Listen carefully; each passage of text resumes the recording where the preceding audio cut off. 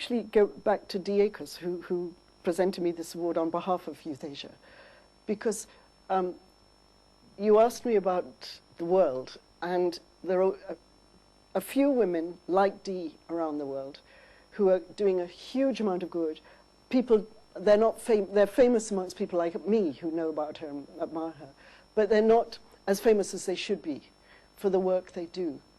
And wherever there's conflict, Dee spends her life building peace, trying to build peace, not in an airy-fairy way, but very practical. And so I would like to say that I can't think that anybody I would be more honored to have received this award from than Dee Akers, and to commend the work she does at the Institute of Peace and Justice at the University of San Diego, because I did have the honor and the pleasure to go over there a few years ago. And I have to say, they've got some jolly nice premises there. But the work they do, they're not playing, they're serious. And it's clever, and it's intelligent, and it's long-term. And I wish just there were more people like Dee Akers. And the women of Nepal. And the girls of Nepal. And maybe some of the young men too. As I've traveled around the world, I've noticed that particularly men never mind being given a computer and a mobile phone and using them, and yet their parents or their grandparents didn't. And actually most women too are very happy to have a computer, mobile phone. But as soon as somebody raises the issue of women's rights and women being treated as equal partners, a lot of people then say, oh, but that's not part of our tradition.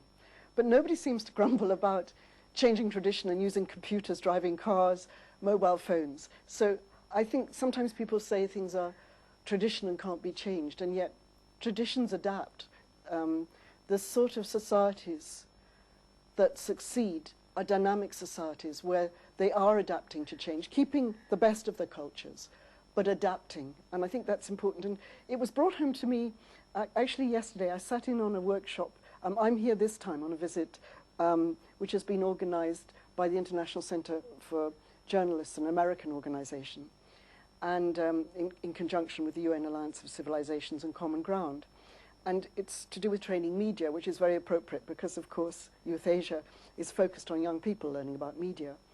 And I realized the vocabulary is changing so interestingly. And there are new words we're all having to learn, things like, and I've written them down to teach myself, shovelware and convergence websites and news aggregators and hyperlocal blogs. Now, a hyperlocal blog is actually probably very useful, and some people do it using it here, where it's a very localized blog for your district. So you could talk about, you know, the floods or whatever's happening locally, and people plug into it. But I think it typifies that the language is changing. Traditions are changing, and it's, if you fight against it anywhere, you're going to ossify and get left behind.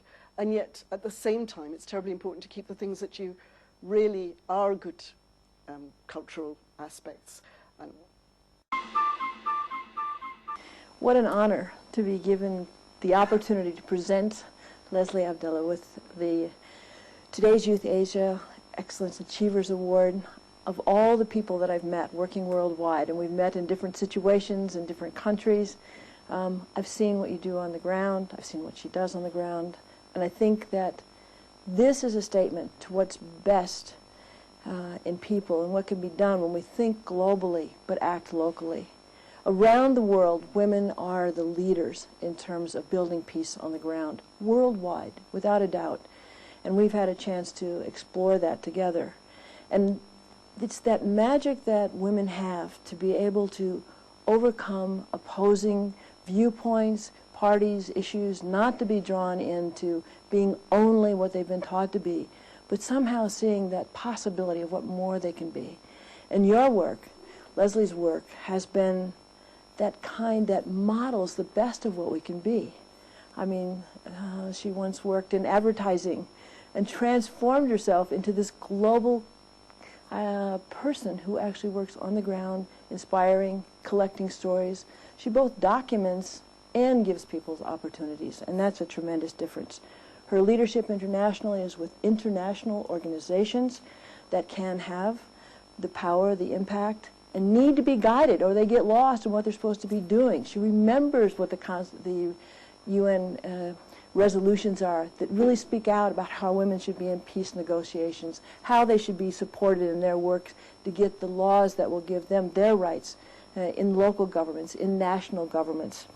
She's also the kind of person who encourages, just by her presence sometimes, that magic spark, especially for young people. Now, Leslie and I are of a generation that really is looking to see something happen among the younger people of the world.